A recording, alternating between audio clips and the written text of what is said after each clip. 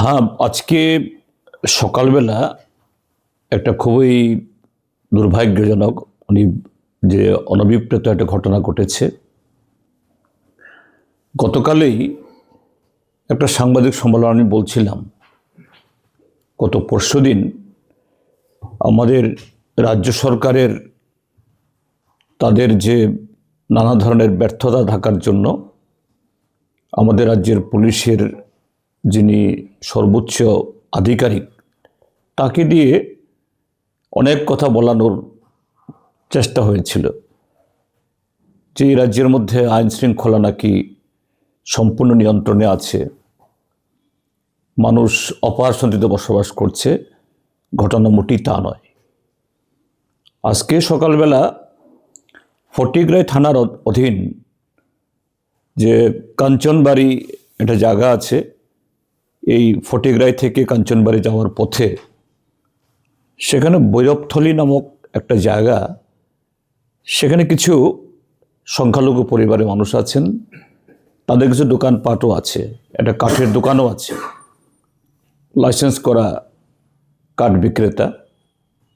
তো সে ভদ্রলোক সংখ্যালঘু অংশের মানুষ, তিনি একটা গাড়িতে করে তার দোকানের জন্য এই চিরাই করা কাঠ নিয়ে সেখানে পৌঁছেন। তখন সেখানে কিছু যুবক হাজির হয়। এই সময়তে বোধহয় ওই এলাকাতে কোনো একটা মেলা হয়, সেই মেলা চাঁদা দিতে হবে। নিশ্চয়ই এলাকার যুবক, চেনা পরিচিত মানুষ,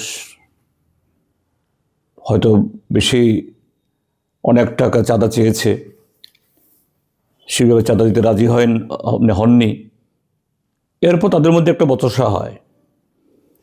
এই বচসার পর থেকেই ওই চাঁদা যারা চাইতে গেছে, এই যুবকরা তারা সেখানে যে সম্প্রদায়গত একটা গুজব রটিয়ে দেয়, হইহল্লোড় শুরু করে।